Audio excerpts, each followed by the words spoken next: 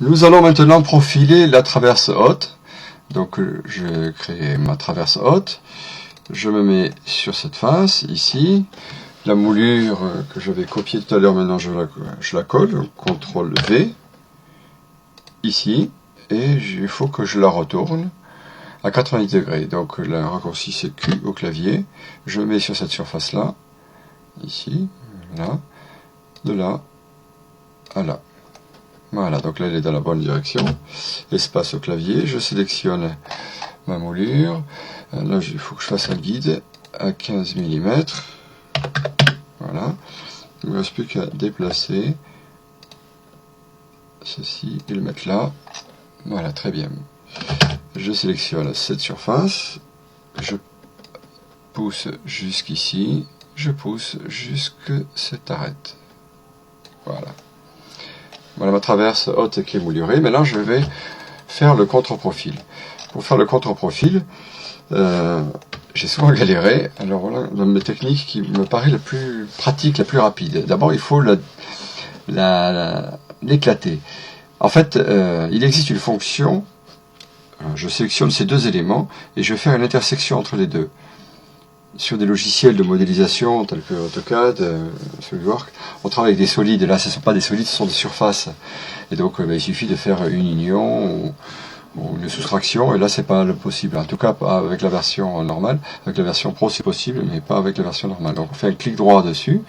Et là, je peux donc faire les intersections de face avec les modèles. Sauf que ça ne, là, par exemple, je double-clique. Voilà, là, c'est pas profilé là. Alors, pour que ça vienne profiler là-dedans, il faut que celui-là il soit éclaté. Un des deux soit éclaté. Alors, je vais éclater la traverse haute. Voilà, je la sélectionne, je fais un clic droit et je vais l'éclater. Maintenant, voilà, ce n'est plus un composant, ce sont des surfaces, des lignes et des courbes. Je sélectionne tout mon côté droit, clic droit, intersection des faces avec le modèle. Voilà. Je vais faire pareil ici, une fenêtre de droite à gauche pour sélectionner tout cet angle-là, clic droit, intersection des faces avec le modèle. Maintenant, je fais triple clic. 1, 2, 3, si je sélectionne ma traverse, clic droit, créer un composant, je l'appelle comme je l'avais appelé tout à l'heure, c'est-à-dire traverse haute, la traverse arrière, voilà, un T majuscule, je peux faire. Entrée, il me dit qu'elle existe déjà, mais je la remplace, tant pis, ok.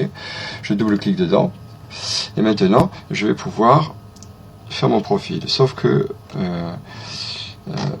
pour que ça se passe bien, il va falloir, si je supprime tout ce qui est en trop, par exemple je supprime là, ici vous voyez, donc les arêtes ne sont pas créées, c'est-à-dire il n'y a pas de surface entre les deux.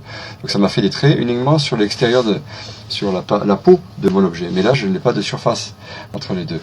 Alors, CTRL Z, je vais supprimer celui-là pour qu'on voit ce que l'on fait, je prends cette sélection-là et je vais le pousser jusqu'à cette arête ici. Voilà, et du coup ça m'a créé ici une surface. Voilà. Je peux supprimer maintenant cette surface là, cette ligne là, j'en ai plus besoin. Vous voyez, donc là, cette surface là, je vais la pousser jusque cette arête. Et maintenant, je vais supprimer tout ce qui est en trop. Donc j'appelle la gomme avec E au clavier. Voilà, tout ça c'est en trop. Voilà, et je gomme tout ce qui est en trop.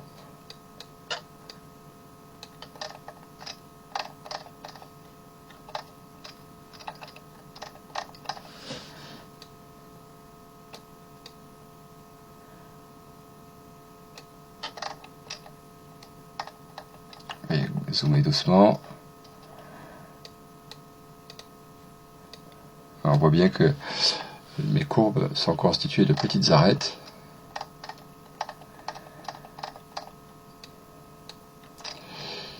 Voilà. Et maintenant, alors je vois qu'il y a encore des... Là, il m'a fait un trou, là, on voit à travers. Bon. C'est pas très grave, c'est juste pour le contre-profil, on va pas passer beaucoup de temps dessus. Je pourrais revenir, reconstruire sa surface, mais c'est pas grave, je le fais pas. C'est pas très important. Par contre, ces arêtes-là, j'ai pas envie qu'elles soient vues. Alors, avec la fonction gomme, j'enfonce la touche CTRL du clavier, et ça me permet de pouvoir masquer toutes ces arêtes. Voilà, donc c'est toutes les arêtes qui constituent. Voilà. Donc là, c'est pas très gênant, je